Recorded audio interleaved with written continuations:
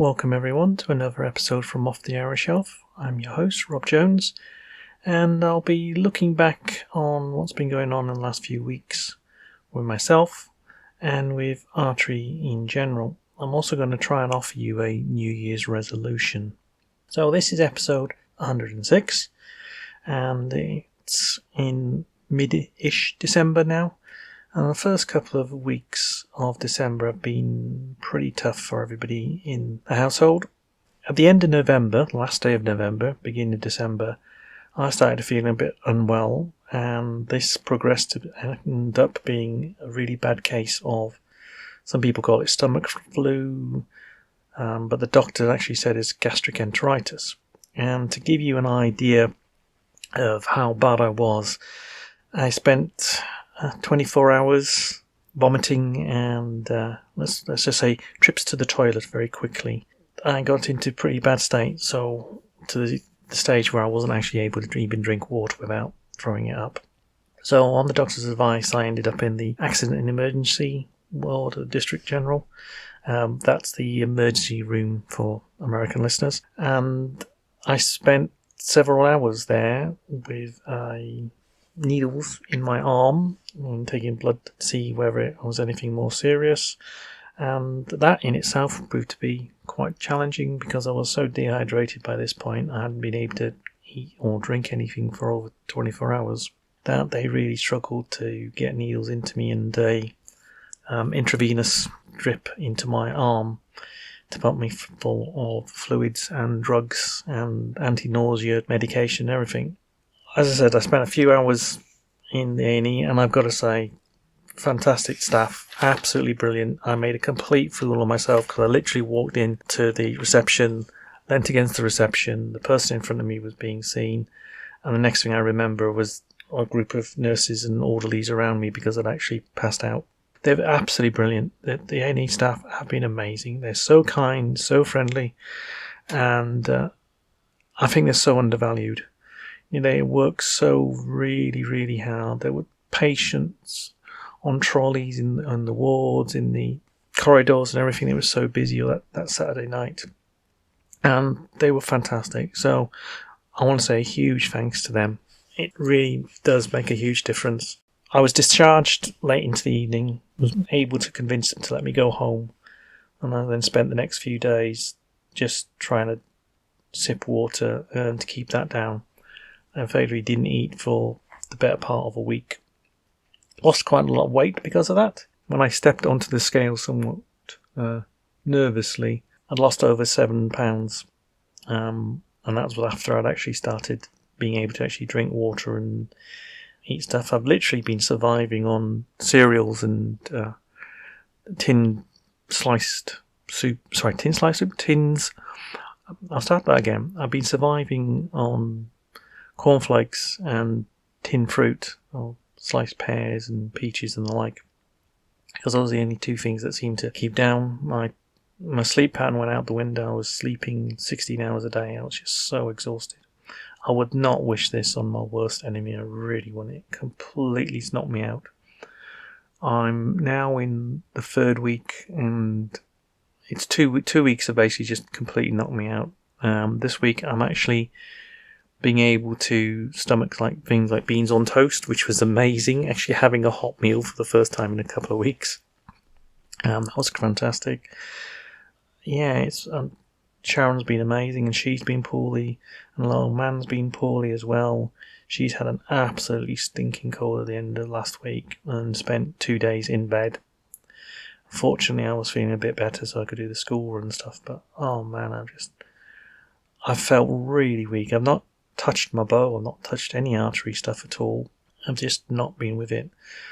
I've started back at work, but I'm on like a phased return because my brain's just, it's really hard to concentrate, and I'm getting to the stage now where I'm feeling hungry and I'm wanting to eat. But if I do eat too much, or if I eat what I would normally eat, in the quantity I would normally eat, it's too much. So I'm having a little and often. And I guess that's just because my stomach is so sensitive to having food back into it. But anyway, I'm getting there. It's done a number on me, and as I said, I wouldn't wish this on my worst enemy. but we're getting there, and I'm incredibly grateful to the GP practice here and to the A&E staff. They've been fantastic. So thank you very much. Grateful that I'm no longer feeling queasy, even just smelling food.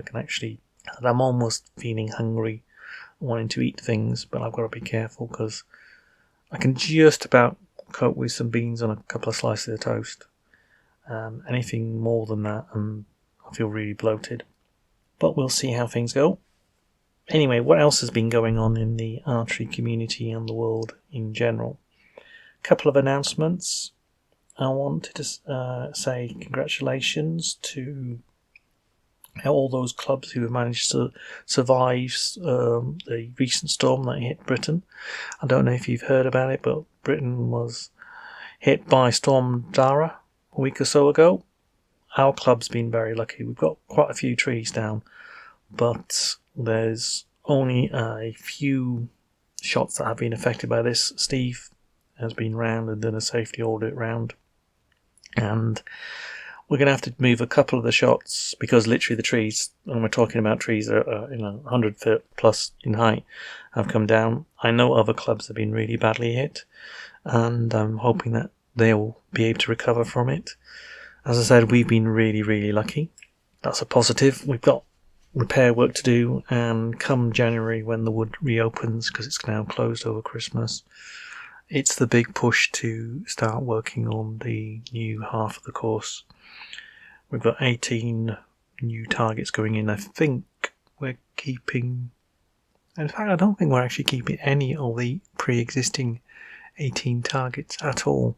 I think they're all coming out, and they're all new ones are going in. Yeah, I'm just thinking back to it. Yeah, I think every single one's coming out. So that's going to be a lot of work for us. And we've only got about 6 weeks to actually do that. So that's going to be come January. Other archery news, you may have seen on YouTube or Instagram that Merlin Archery in the UK are about to open another store. They're opening a store in central London, which is a bit of a shock, really. I know, but that's what they're going for. So that's going to be interesting to see where they're going to be opening that.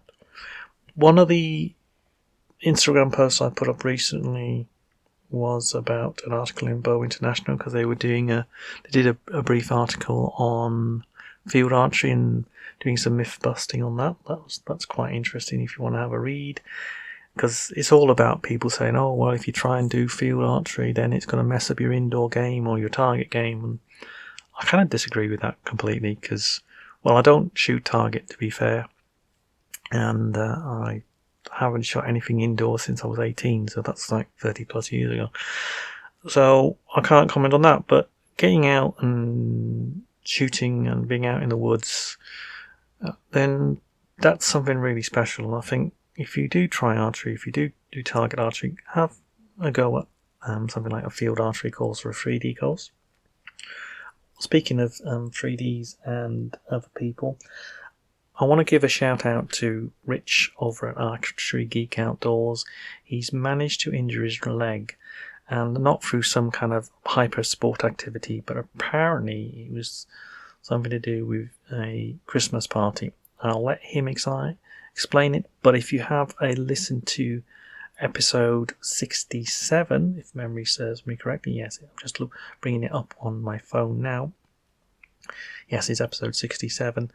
He has got a special guest on there of Maddie Hammond, and it's it's quite a long episode. It's about 3.5 hours, 4 hours long, but it's a really good episode. Have a listen to that. She's a really interesting person, been over to the States, tells some of the stories that she had when she was over in the States, and it's really good to hear. It's nice to see a Brit managing to go over there and having a really good time.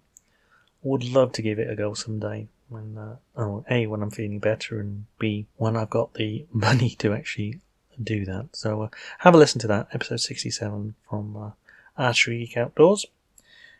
Lastly, and I'm keeping this deliberately quite short, is I want to give you a New Year's resolution for you all to think about. Now, I'm not a big fan of New Year's resolutions, simply because I believe that if you feel sufficiently strongly that you want to change something, whether it be something in your life, giving up smoking, getting fit or anything like that, don't wait till the new year. Just get on and do it. But this year's New Year resolution is aimed at everybody. And the concept is pretty simple. It's to try and be nice to one another. Be that guy to be that nice to one another. Simply because in recent months, I've seen an awful lot of animosity or us versus them, whether it be trad archers versus compound archers, whether it be, oh, you're an instinctive shooter, oh no, you've got to be a gap shooter, or crossbows versus binoculars, or something ridiculous, or actually binoculars is another one in for or against binoculars. Can we please stop this? Make it a New Year's resolution to go out there and just be nice to one another. We're all there to shoot bows, whether it's a compound bow, a crossbow, a longbow, flat bow. It doesn't really matter. We're all shooting a bow. We're all out there hopefully having fun. And there's always something that you can learn, from one another. The amount that I've learned from people, whether they're shooting a compound, a crossbow, longbow, flat bow, whatever, there's always something you can learn. And the other thing to think about is that you never know the impact that those few moments of kindness or those few moments of interest can make to an individual.